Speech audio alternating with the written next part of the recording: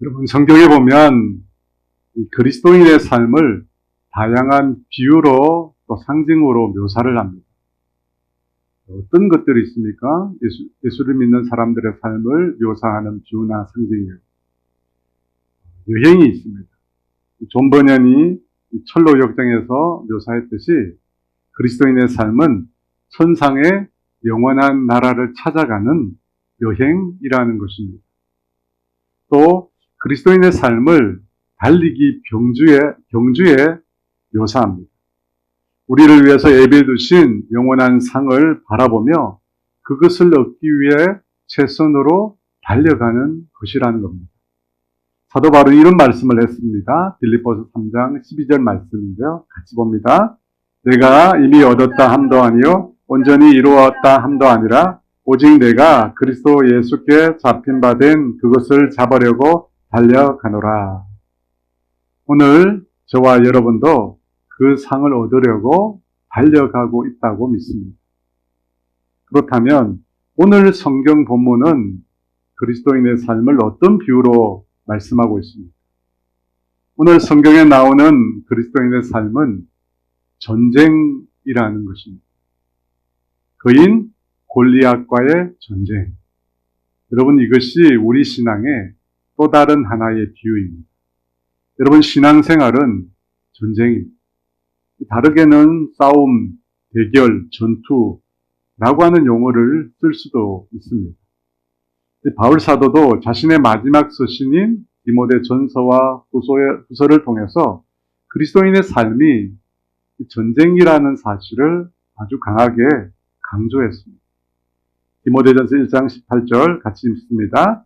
아들 디모데야, 내가 내게 이 교훈으로서 명하노니 전에 너를 지도한 예언을 따라 그것으로 선한 싸움을 싸우며. 선한 싸움을 싸운다고 했습니다. 6장 12절입니다. 믿음에 선한 싸움을 싸우라, 영생을 취하라. 이를 위하여 내가 부르심을 받았고 많은 증인 앞에서 선한 증거를 하였도다. 이 디모데후서 4장 6절과 7절에서는 사도 바울 자신의 삶도 다름 아닌 싸움이었다고 그렇게 고백을 합니다. 봅니다. 전제와 같이 내가 벌써 부어지고 나의 떠날 시각이 가까웠도다. 나는 선한 싸움을 싸우고 나의 달려갈 길을 마치고 믿음을 지켰으니. 그렇습니다. 사도 바울도 자신이 선한 싸움을 싸웠고 끝까지 믿음을 지켰다라고 자신의 마지막으로 자신의 생애를 그렇게 평가했습니다. 여러분, 이 땅에서 그리스도인의 삶은 전쟁입니다. 싸움입니다. 우리에게 밀려드는 수없이 많은 원수들과 우리는 싸워서 반드시 이겨야 합니다. 오늘 성경 본문에 나온 골리앗과의 싸움, 그 싸움은 다인만의 싸움이 아닌 것입니다. 우리 모두도 싸워야 합니다. 그래서 성경이 이 말씀을 기록하고 있는 것입니다. 그렇다면 여러분, 우리가 싸워야 할 대상이 누구일까요? 여러분, 옆 사람입니까? 사무엘상 17장 4절에서 7절 말씀입니다. 같이 봅니다. 블레셋 사람들의 진영에서 싸움을 도두는 자가 왔는데 그 이름은 골리앗이요 가드 사람이라. 그의 키는 6규빗 한 뼘이요 머리에는 노투구를 썼고 몸에는 비늘 갑옷을 입었으니 그 갑옷의 무게가 놋 5,000세겔이며 그의 다리에는 놋 각반을 쳤고 어깨 사이에는 놋 반창을 메었으니 그 창자루는 배틀째 같고 창날은 철 600세겔이니 방패든 자가 앞서 행하더라. 이 골리앗의 신장이 6규빗 한 뼘이라고 합니다. 한 규빗이 보통 45에서 55cm이니까 6규빗 한 뼘은 거의 3m 정도가 됩니다. 그리고 놋, 곧 청동으로 투구를 했고 비늘처럼 붙인 놋 갑옷을 입었는데 그 무게가 자그마치 60kg이나 나갔다고 합니다. 다리에는 놋 보호대를 했고 어깨는 놋 단창을 꽂고 있었습니다. 그 단창의 자루가 배틀채 같이 굵었고 그 끝에는 쇠 창날을 달고 있었는데 그 무게가 무려 7kg이었다고 합니다. 여러분, 골리앗은 무지막지한 거인입니다. 우리가 상상 속에나 우리가 생각할 수 있는 그런 거인입니다. 게다가 그는 수없이 많은 전쟁을 치른 전쟁 용사입니다. 어려서부터 그가 전쟁을 치렀다고 그렇게 말합니다. 우리가 그냥 그를 바라보기만 해도 그 위협감에 완전히 눌릴 수밖에 없는 그림입니다. 골리앗에 관한 그림인데요. 대부분 보니까 이 골리앗과 다윗 그림들은 골리앗이 이미 죽어 있습니다. 대부분이 다 죽어 있어요. 그래서 찾기가 쉽지 않습니다. 여러분, 골리앗을 맞선다라고 하는 그 자체가 이미 굉장히 힘든 일입니다. 범 앞에 강아지라고 할 수 있을까요? 이 맹수 앞에 동물들은 그 위압감 때문에 꼼짝달싹 할 수 없습니다. 그래서 움직이지도 못하고 어떤 동물들은 오줌을 줄줄 싸면서 그 자리에 완전히 기가 죽은 상태로 있습니다. 여러분, 골리앗은 그런 존재입니다. 우리가 맞서 싸우기에 너무나 버거운 상대입니다. 여기서 우리는 신앙생활을 하면서 그러면 우리가 싸워야 할 대상은 누구일까? 라고 하는 것을 생각해 볼 필요가 있습니다. 여러분, 우리는 누구와 싸우는 것일까요? 세 가지로 말할 수 있습니다. 첫째는 우리 대적 원수 마귀입니다. 에베소서 6장 12절입니다. 같이 읽습니다. 우리의 씨름은 혈과 육에 대한 것이 아니요 정사와 권세와 이 어둠의 세상 주관자들과 하늘에 있는 악의 영들에게 대함이라. 여러분, 우리의 싸움의 대상은 혈과 육이 아니라고 했습니다. 그러니까 자꾸 사람과 싸우려고 하지 마세요. 사람은 싸움의 대상이 아니라 어떤 대상입니까? 사랑의 대상. 그러니까 사람은 사랑해야지 싸우려고 하면 안 돼요. 우리가 싸워야 할 대상은 정사와 권세와 이 어둠의 세상을 주관하는 자들과 하늘에 있는 악한 영들이라고. 여러분, 우리가 이 말씀만 봐도 우리가 싸워야 할 대상의 위세가 만만치 않습니다. 마귀는 때로 성경에 보니까 우는 사자처럼 우리를 공격하거나 때로 광명한 천사로 위장하여 우리를 유혹한다고 했습니다. 여러분, 이 마귀가 성도들을 직접 공격할 때가 어떤 방식으로 공격합니까? 반란이나 곤고나 박해나 기근이나 적신이나 위험이나 칼과 같은 것을 통해서 성도들을 직접 공격합니다. 성도들의 생명을 위협하는 수단을 통해서 성도들을 공격한다는 것입니다. 또 다르게는 영적으로 성도들을 공격하는 경우가 있습니다. 저 같은 경우는 처음 예수님을 영접하고 난 후에 굉장히 꿈자리가 시끄러웠어요. 예수님을 영접하기 전엔 괜찮았는데 예수님 영접하고 나니까 꿈자리가 시끄러워요. 꿈인지 생신지 잘 구분이 안 되는데 굉장히 뚜렷하지 않는 굉장히 흐릿한 상태에서요. 아마 꿈을 꾼 것 같은데 이 검은 물체가 자꾸 이게 꿈에 나요. 이 검은 물체가 제 눈앞에서 자꾸 왔다 갔다 하는 거예요. 여러분, 얼마나 무서운지 모르겠어요. 제가 어떻게 해야 될지를 모르겠어요. 이 검은 게 꼬리도 있는 것 같아요. 왔다 갔다 이렇게 하는데 어떻게 해야 되는지. 그때 제 마음속에서 교회에서 들었던 예수님 이름으로 물러가라, 이 말이 생각나는 거예요. 그래서 처음에는 그 말을 막 하려고 하는데, 꿈속에서 하려고 하는데 입이 안 열려요. 입이 막 안 열려요. 그러다가 정말 작게 이제 부르는 거죠.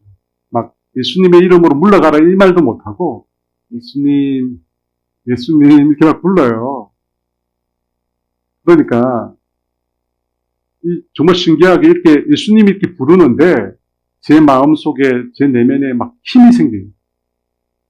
그래서 예수님, 예수님 이렇게 부르다가 예수님, 예수님 이렇게 목소리가 커집니다.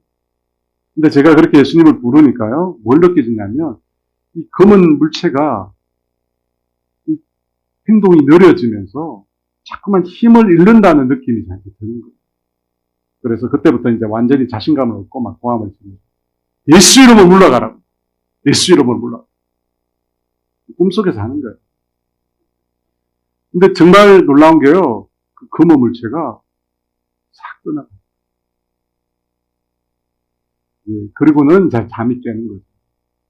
얼마나 용을 썼는지 그날 하루 동안 굉장히 피곤해요.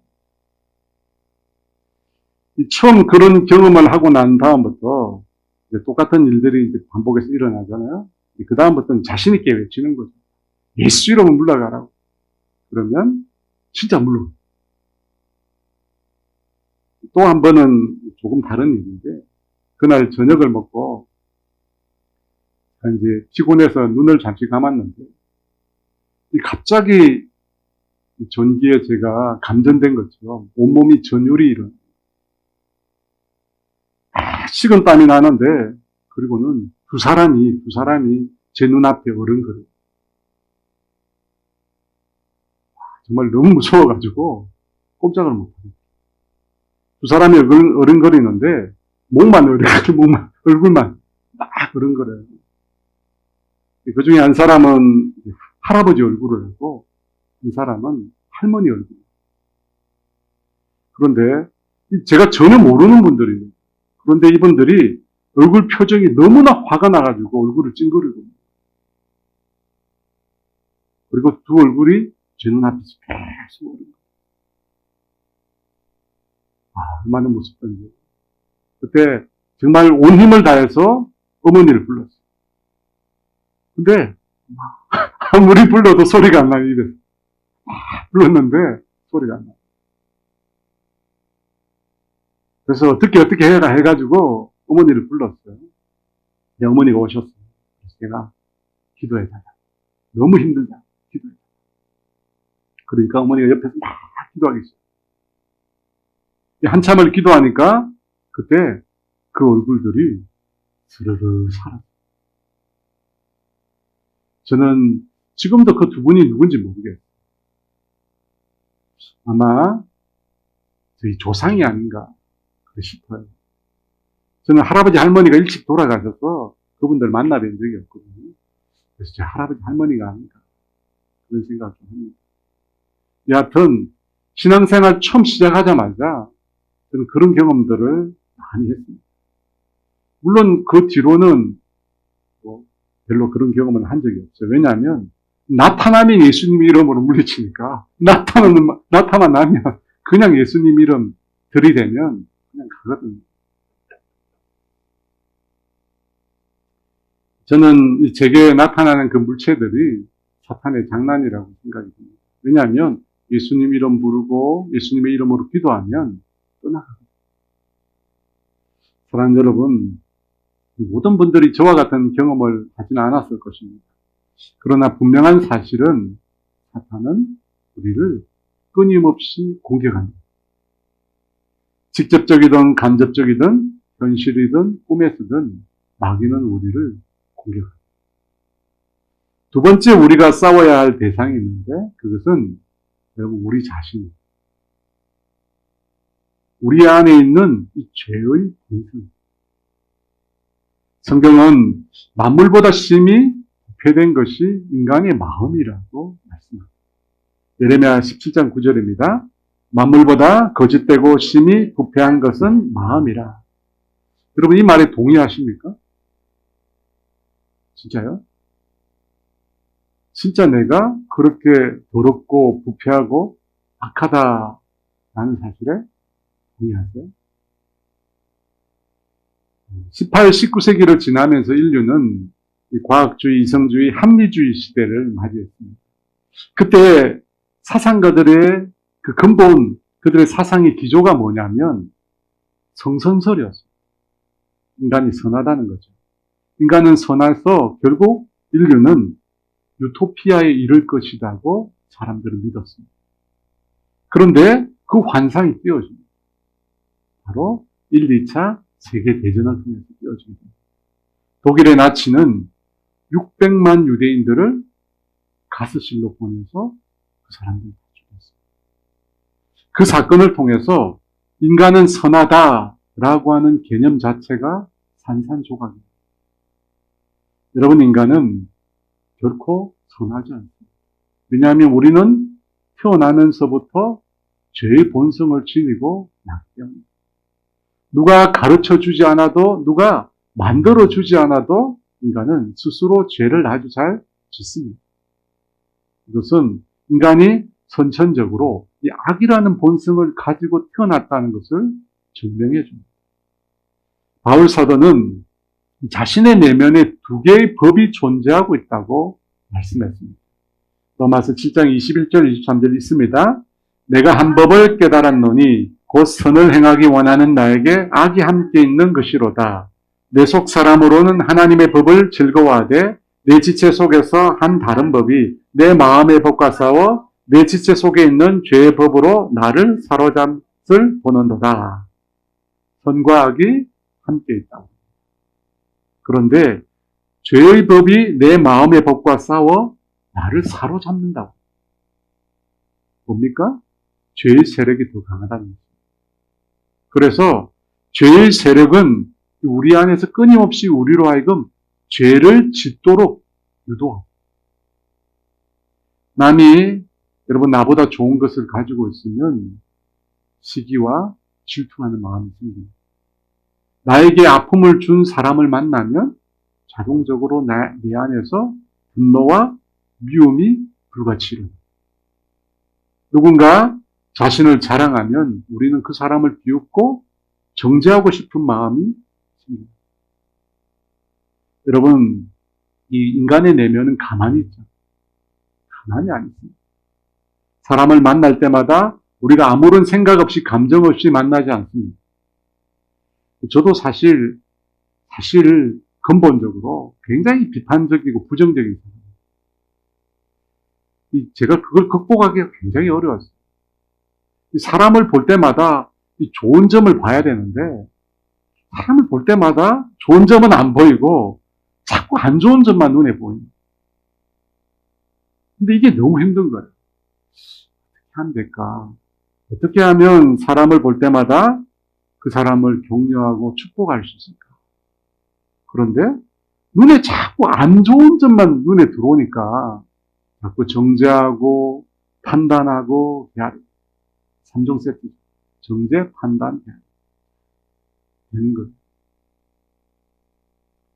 여러분, 그것을 두고 제가 오래 기도했는데 하나님께서 깨닫게 해주셨어요.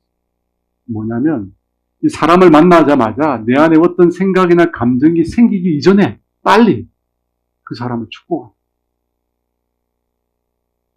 여러분, 우리가 사람을 보면 어떤 감정이 우리 안에 생깁니까? 물론 좋은 감정도 생기지만 나쁜 감정, 미워하는 마음, 시기와 질투, 이런 좋지 않은 감정들이 일어납니다. 그런데 그 감정이 일어나기도 전에 무조건 그 사람을 축복하는 거예요. 그렇게 축복이 먼저 자리를 잡으면 이 부정적인 감정들이 힘을 잃게 되더라는 거죠. 고린도후서 10장 5절입니다. 하나님을 아는 것을 대적하여 높아진 것을 다 무너뜨리고 모든 생각을 사로잡아 그리스도에게 복종하게 하니. 모든 생각을 사로잡아 어떻게 하라고 했습니까? 그리스도께 복종하게 만듭니다. 여러분, 이것이 굉장히 중요합니다. 왜냐하면 사탄은 우리의 생각을 통해서 우리 가운데 들어옵니다. 여러분, 사탄이 가룟 유다로 하여금 어떻게 예수님을 팔게 했습니까? 요한복음 13장 2절에 마귀가 벌써 시몬의 아들 가룟 유다의 마음에 예수를 팔려는 생각을 넣었다. 여러분, 그래서 생각이 너무나 중요합니다. 내 생각 속에 사탄이 일하지 못하도록 하는 것이 중요하다. 그러면 어떻게 해야 합니까? 모든 그 생각을 사로잡아 그리스도께 복종시킵니다. 그리스도께서 내 생각을 온전히 다스리실 수 있도록 내가 생각하는 권리를 그리스도께 내어드리는 것입니다. 저는 그 방법 중 하나가 다른 사람을 먼저 축복하는 것입니다. 예수님께서도 전도 여행을 떠나는 제자들에게 어디를 가든지 먼저 어떻게 하라고 했습니까? 평안을 빌라. 어디를 가든지 평안을 빌라라고 했습니다. 평안이 그곳에 머물 수 있도록, 그렇지 않으면 그 평안이 제자들에게 되돌아올 것이라고 말씀하십니다. 여러분, 우리의 마음은 결코 중립적이지 않습니다. 죄의 법이 강력하게 그 힘을 발휘하고 있습니다. 우리로 하여금 끊임없이 죄를 짓도록 만들고 있습니다. 여러분, 그렇게 우리가 죄를 지으면 어떻게 될까요? 그 마귀가 역사하는 대로 우리가 따라가서 죄를 지으면 어떻게 되겠어요? 원수 마귀는 우리가 지은 이 죄를 통해서 우리를 그 다음부터는 지배하겠죠. 로마서 6장 13절에 믿어 있습니다. 내 자신을 종으로 내주어 누구에게 순종하든지 그 순종함을 받는 자의 종이 되는 줄을 너희가 알지 못하느냐? 혹은 죄의 종으로 사망에 이르고 혹은 순종의 종으로 의에 이르느니라. 그렇습니다, 여러분. 그래서 이 우리 내면에서부터 우리가 치열하게 싸워야 합니다. 죄짓자. 마귀가 역사하지 못하도록 우리의 마음과 생각을 지켜야 합니다. 우리의 마음과 생각을 사로잡아 그리스도께 복종시킵니다. 여러분, 우리가 죄 지으면 그 다음부터는 힘들어요. 마귀가 그것을 붙잡고 그 세력을 펼치기 때문에. 그러므로 만약에 죄를 지었다면 그 즉시로, 여러분 오래 끌고 가면 안 돼요. 오래 끌면 끌수록 힘들어요. 그 즉시로 회개하고 돌이켜야 돼요. 그 어떤 순간에도 마귀에게 틈을 주면 안 돼요. 틈을 주면 어떻게 돼요? 다윗처럼 넘어져요. 우리가 싸워야 될 세 번째 대상은 우리가 살고 있는 이 세상입니다. 로마서 12장 2절입니다. 너희는 이 세대를 본받지 말고 오직 마음을 새롭게 함으로 변화를 받아 하나님의 선하시고 기뻐하시고 온전하신 뜻이 무엇인지 분별하도록 하라. 이 세대, 곧 이 세상의 방식을 본받지 말라고 말씀하십니다. 왜냐하면 정사와 건세와 이 세상 주관자가 바로 마귀이기 때문입니다. 마귀는 공중건세 잡은 자, 공중건세 잡은 자로 이 세상을 지금 다스리고 있습니다. 여기서 여러분, 이 세상이라는 단어를 우리가 잘 이해해야 합니다. 성경의 세상이라는 단어는 다이어입니다. 여러 가지 뜻을 가지고 있다는 것입니다. 세상이라고 할 때 그것은 하나님이 만드신 창조 세계를 말하기도 하고 사람을 지칭하기도 하고 하나님을 대적하는 세력을 말하기도 한다는 것입니다.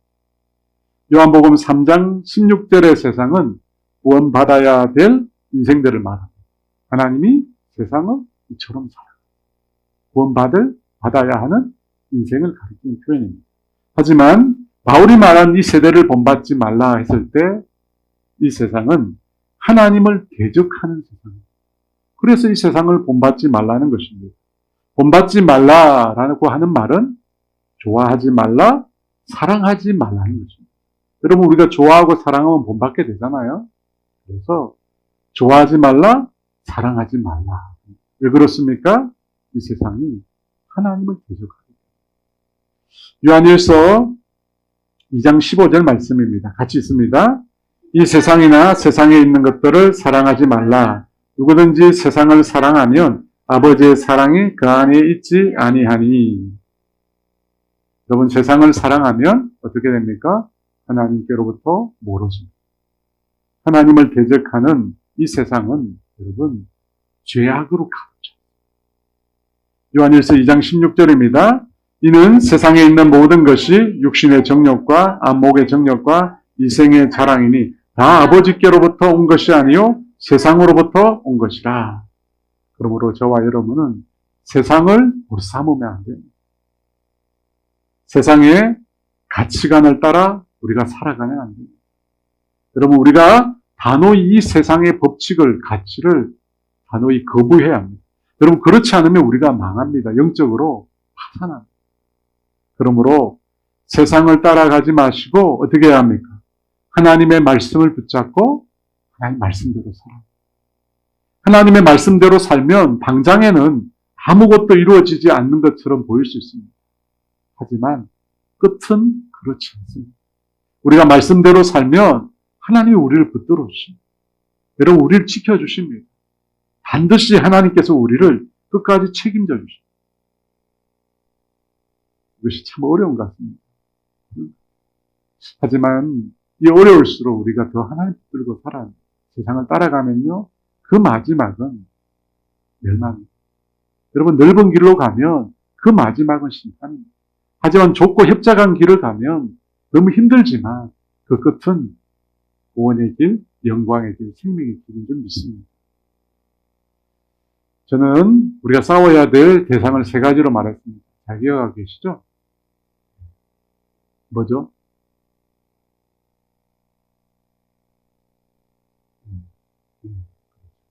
네, 좋습니다. 그 다음으로 우리가 어떻게 싸워야 되는가를 한번 생각해 보겠습니다. 24절입니다. 같이 있습니다. 이스라엘 모든 사람이 그 사람을 보고 심히 두려워하여 그 앞에서 도망하니, 이스라엘 군대는 골리앗을 보고 심히 두려워하여 도망을 했다고. 이처럼 사람은 누구나요?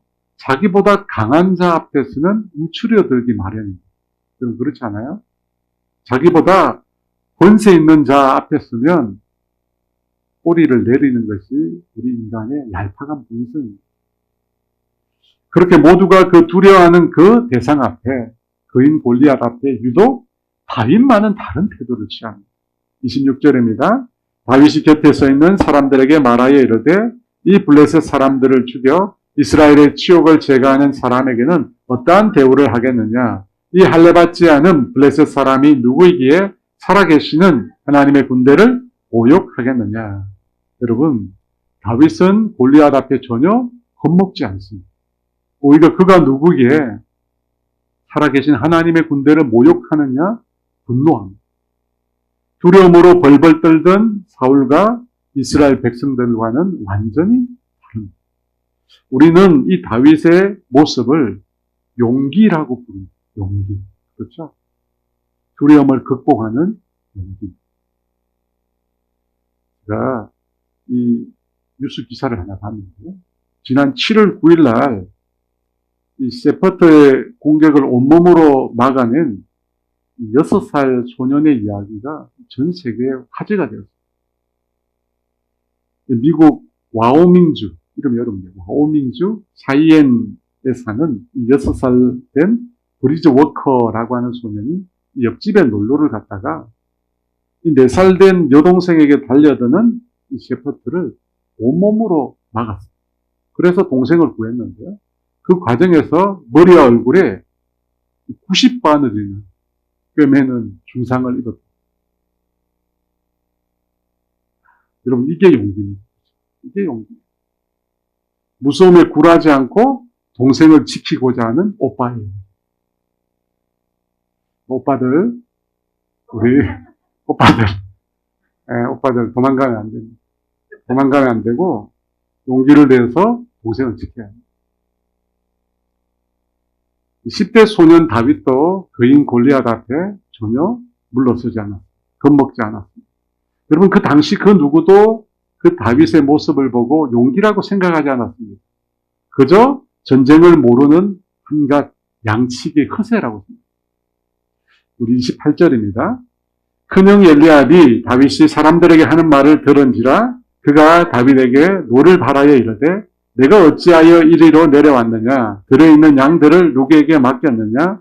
나는 내 교만과 내 마음의 완악함을 아노니 내가 전쟁을 구경하러 왔도다. 다윗의 큰형 엘리압은 다윗에게 노하며 야단을 칩니다. 교만하고 완악하다고 동생을 몰아붙입니다. 엘리압은 동생 다윗의 용기를 믿지 않았던 것입니다. 사실 그 누구도 지금 이 상황에서는 다윗의 용기를 믿을 수가 없었습니다.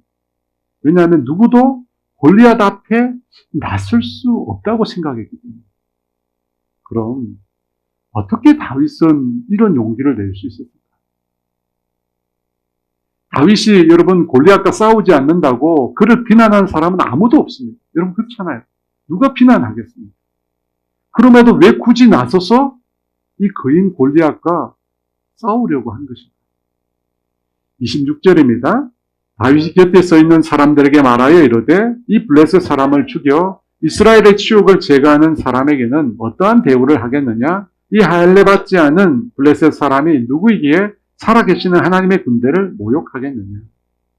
여러분, 이 싸움이라고 하는 것은 어떻게 일어나느냐면 이 상대방에 대한 적개심이 일어나요. 그렇죠. 이 저거나 이 분노의 감정이 폭발해야 그때 싸움이 일어나는 거예요. 여러분, 상대방을 사랑하고 긍휼히 여기고 이러면 싸움이 안 돼요. 그렇잖아요. 상대방을 바라볼 때 분노가 끓고 정오심이 일어나야지 그때 비로소 싸움이 되는 것입니다. 왜 다윗이 골리앗과 싸우고자 했는가? 골리앗에 대한 적개심이 다윗에게 일어납니다. 어떤 적개심입니까? 이 할례받지 않는 블레셋 사람이 누구에게 살아계시는 하나님의 군대를 다윗은 하나님의 군대를 모욕하는 골리앗의 말을 들었던 것입니다. 23절에 나와 있습니다. 그들이 함께 말할 때 마침 블레셋 사람 싸움 도두는 가드 사람 골리앗이라는 자가 그 전열에서 나와서 전과 같은 말을 하매 다윗이 들으니라. 다윗이 들었다는 것입니다. 하나님의 군대를 모욕하는 이 골리앗의 말을 들을 때 다윗의 내면에서 이 골리앗을 향한 강한 적개심이 일어난 것입니다. 왜냐하면 하나님의 군대를 모욕하는 것은 곧 하나님을 모욕하는 것이기 때문에 다윗은 그것을 참을 수가 없었어요. 왜냐하면 다윗은 하나님을 너무나 사랑해. 하나님을 너무나 사랑하는데 그 하나님을 할례 받지도 않은 이 이방인이 모욕하는 그걸 듣자 다윗이 견딜 수가 없는 거예요. 사랑하는 여러분, 우리가 그리스도인으로서 이 세상 가운데 살아가기 위해서 우리에게도 이 용기라고 하는 것이 필요합니다. 하나님을 대적하고 하나님을 모욕하는 이 세상과 싸우려는 용기가 우리에게 필요하다는 것입니다.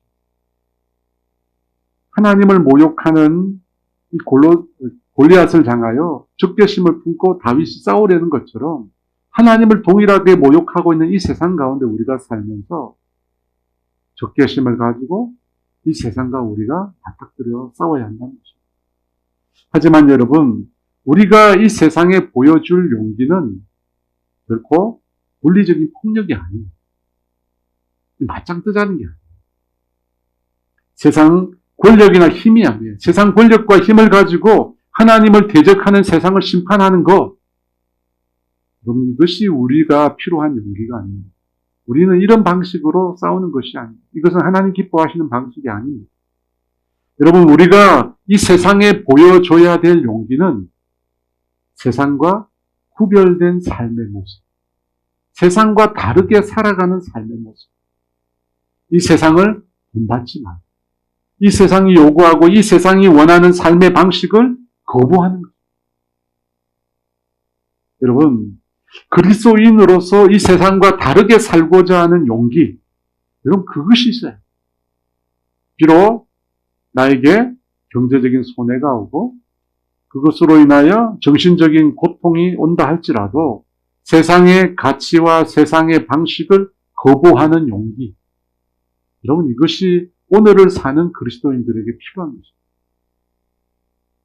세상과 다르게 사는 용기. 그것을 주님이 원하죠. 그것이 지금 시대에 골리앗과 싸우는 삶의 방식. 저는 몇 번 설교에도 얘기했는데 앵무새 죽이기라는 책을 참 좋아해요. 하프리라고 하는 분이 쓴 소설입니다. 이 책에는 이 스카웃이라는 6살 난 백인 여자아이가 나옵니다. 이 스카웃은 2살 때 엄마를 잃었기에 오빠 잼과 아빠 이렇게 3명이 같이 삽니다. 근데 아빠는 변호사인데 이 백인 여성을 성폭행한 혐의를 쓰고 억울하게 이제 구속이 된 흑인을 변호하는 그런 변호사입니다. 그런데 이 흑인을 변호한다는 이유만으로 이 가족이 주변에 다른 백인들로부터 갖은 박해와 순환을 다 당합니다. 이 집으로 자주 돌멩이가 날아들어서 유리창. 얼마나 멀어. 또 주일이면 바로 옆에 백인 교회가 있는데 그것을 못 가. 그리고 몇 블럭 떨어진 흑인 교회에 출석해야 합니다. 어느 날 이 스카웃이 집 밖에서 이 다른 백인 아이들과 놀면서 흑인을 옹호한다는 이유로 놀림을 받았어요. 이 어린 나이에 얼마나 상처가 크겠어요. 스카웃이 울면서 집으로 막 달려들어요. 그리고 아버지 품에 이렇게 말하죠. 아빠 왜? 아빠는 흑인을 변호해서 우리가 이런 고통을 당하게 해요. 울먹이며 아빠에게 떼를 씁니다. 그때 스카웃의 아빠가 이렇게 말합니다. 내가 만약 흑인을 변호하지 않으면 나는 교회에 나갈 수도 없고 하나님께 기도할 수 없고 찬송을 부를 수도 없단다. 저는 이 아빠의 말이 참 내가 흑인을 변호하지 않으면 교회 갈 수도 없고 하나님께 기도할 수도 없고 찬송을 부를 수도 없다. 여러분, 저는 이것이 그리스도인들이 지금 이 세상에서 살아야 될 삶의 방식이라고 믿습니다. 세상과 다르게, 세상과 다르게 하나님께서 말씀하신 대로 살아가는 용기. 여러분, 이것이 지금 우리에게 필요합니다. 여러분, 세상은 어떻다고 했습니까? 하나님을 부인하고 하나님을 대적하는 세력들로 가득 차 있습니다. 우리는 그 세력에 반드시 대항해야 합니다. 맞서야 합니다. 어떻게 맞습니까? 하나님의 백성의 참된 삶의 모습. 그렇죠? 하나님 백성이 어떻게 살아야 되는가 그 모습을 보여줌으로 우리는 세상과 맞짱 뜹니다. 여러분, 권력이나 힘이야. 지금까지 한국교회는 권력과 힘을 줬어요. 여러분, 그건 실패합니다. 주님이 원하시는 것은 세상과 다른 것입니다. 세상에 살지만 세상에 속하지 않기 위해서 여러분 우리에게 용기가 필요합니다. 세상과 다르게 산다는 것은 쉽지 않기 때문입니다. 그러나 그런 용기를 가진 우리 성도들 되시기를 주 이름으로 축원합니다. 세 번째인데요. 32절 33절 말씀입니다. 같이 읽습니다. 다윗이 사울에게 말하되 그로 말미암아 사람이 낙담하지 말 것이라. 주의 종이 가서 저 블레셋 사람과 싸우리다 하니 사울이 다윗에게 이르되 내가 가서 저 블레셋 사람과 싸울 수 없으리니 너는 소년이요 너는 어려서부터 용사임이니라. 다윗은 사울왕을 만난 자리에서 왕을 위로하며 말합니다. 낙담하지 말 것이니 자신이 블레셋 사람과 싸우겠다고 합니다. 여러분, 뭔가 이게 반대가 된 것 같지 않습니까? 이건 왕이 백성에게 해야 되는 말이죠. 낙담하지 말라. 내가 싸우겠다. 그런데 10대 소년이 지금 왕 앞에 가서 낙담하지 말. 내가 싸우겠어. 그런데 사울왕 역시 다윗의 형 엘리압처럼 다윗을 믿지 못합니다. 그들이 보기에 다윗은 너무나 어린 소년에 불과했던 것입니다. 그의 나이나 외모로 봐서 도저히 이 거인 장수 골리앗의 적수가 되지 못할 것처럼 보였습니다. 아마 저와 여러분이 그 자리에 있어도 우리 모두도 아마 두 손 들고 반대했을 거예요. 너는 안 된다. 너는 못 싸운다. 아마 말렸을 거예요. 그런데 다윗은 그 싸움에서 이길 수 있다고. 여러분, 그 근거가 무엇일까요? 왜 그가 이길 수 있다고 호언장담하는 것입니까? 34절에서 6절입니다. 다윗이 사울에게 말하되 주의 종이 아버지의 양을 지킬 때에 사자와 곰이 와서 양떼에서 새끼를 물어가면 내가 따라가서 그것을 치고 그 입에서 새끼를 건져내었고 그것이 일어나 나를 해하고자 하면 내가 그 수염을 잡고 그것을 쳐 죽였나이다. 주의 종이 사자와 곰도 쳤은즉 살아계시는 하나님의 군대를 모욕하는 이 할례 받지 않은 블레셋 사람이리까 그가 그 짐승의 하나와 같이 되리이다. 다윗이 자신의 승리를 자신하는 근거는 과거의 경험 때문에. 어떤 경험입니까? 다윗은 이전에 곰과 사자와도 싸워본 경험이 있다는 것입니다. 한두 번이 아니었을 것입니다. 그는 곰과 사자와 싸워서 우수한 승리를 맛보았습니다. 공과 사자이기 쉽지 않거든요. 이 사자가 이렇게 발로 이렇게 한번 치는 거 있잖아요. 이게 몇 톤의 위력이 있다고 그러거든요. 그런 사자와 맞닥뜨려 싸워 이겼다. 놀라운 일이죠. 여러분, 그런 승리의 경험이 거인 장수 골리앗 앞에서도 전혀 위축되지 않는 자신감, 그 자신감을 갖게 된 원동력입니다. 여러분, 과거의 승리의 경험이 이렇게 중요합니다. 왜냐하면 우리의 과거는 우리의 현재를 프로그램합니다. 그렇죠? 우리가 과거에 실패했다면 그 경험은 우리에게 두려움을 가져다 줍니다. 그래서 똑같은 일을 당하면 다시 실패할 것을 두려워합니다. 반대로 과거의 승리의 경험은 우리로 승리할 수 있을 것이라는 자신감을 우리에게 불어넣습니다. 여러분, 분명히 패배도 유익이 있습니다. 하지만 저는 승리를 경험하는 것이 굉장히 중요하다고 생각합니다. 왜냐하면 승리를 맛본 사람은 상대를 대하는 관점이 달라요. 모든 이스라엘 군사들은 골리앗 앞에서 벌벌 떨면서 두려워했습니다. 그런데 다윗은 뭐라고 이야기합니까? 36절 하반절에 그가 그 짐승의 하나와 같이 되리이다. 다윗은 골리앗이 짐승의 하나일 뿐이라고. 여러분, 이것입니다. 왜 우리가 승리를 경험해야 하는가? 승리를 경험했을 때 우리가 세상을 바라보는 관점이 달라진다는 것입니다. 이전에 두려워했던 대상이 이제 더 이상 두렵지 않다는 것입니다. 여러분, 신앙생활에도 동일한 부분이 있습니다. 저는 여러분이 신앙생활을 하면서 많은 부분에서 승리를 경험하기로 합니다. 특별히 여러분, 이 작은 승리가 굉장히 중요합니다. 작은 승리를 우리가 반복적으로 계속 경험해야 합니다. 신앙의 사전에서 처음부터 위대한 승리는 없습니다. 여러분. 요셉이 하루아침에 승리한 것이 아닙니다. 다니엘이 하루아침에 위대한 사람이 된 것이 아닙니다. 하루 3번 예루살렘을 향하여 늘 기도했습니다. 하루 3번. 하루도 빠지지 않고 그 수십 년을 하루 3번 예루살렘을 향하여 문을 열어놓고 그는 기도했습니다. 그 기도 생활에 승리했기 때문에 그가 대적들 앞에서도 전혀 두려워하지 않은 것입니다. 그는 자신이 있었어요. 하나님이 그와 함께 하시고 그를 지켜주시고 구원해 주실 것이라는 자신감이 있었다는 겁니다. 여러분, 이것이 승리를 경험한 사람의 마음. 여러분, 여러 번 작은 승리의 반복을 통해서 우리가 점차 더 큰 승리를 경험하게 됩니다.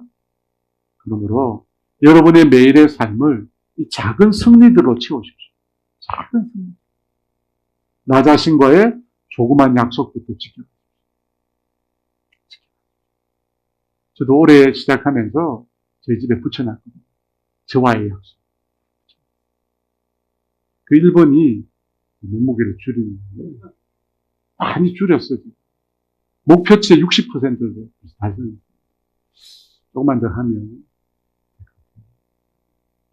여러분, 매일매일 하나님의 말씀을 적장식입니다. 매일매일 하나님 앞에 30분 기도합니다. 여러분, 큰 것처럼 보이지 않습니다.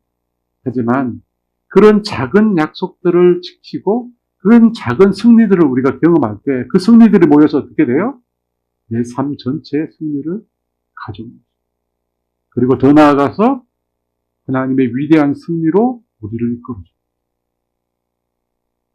그런 승리자의 삶을 사시는 저와 여러분 되시기를 주의 이름 축원합니다. 하나님 아버지 감사합니다. 아버지, 우리가 매일매일 우리 삶의 작은 부분에서부터 승리하는 삶을 살게 하여 주시옵소서.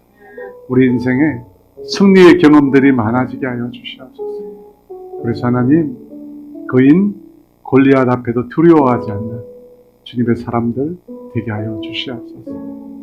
용기를 가지고 하나님 아버지 이 세태를 거스릴 수 있는 주님의 용사들 되게 하여 주시옵소서. 주님, 우리 대적과의 싸움에서 결코 물러서지 말게 하여 주시옵소서. 우리는 패할 수밖에 없는 존재라고 주님은 말씀하신 적이 없습니다. 아버지, 그것은 마귀의 소리입니다. 우리는 그리스도 안에서 승리할 수 있습니다. 그리스도 안에서 우리를 이기게 하신다고 하셨습니다. 날마다 승리하는 우리 사랑하는 성도들 다 될 수 있도록 은혜를 더하여 주시옵소서.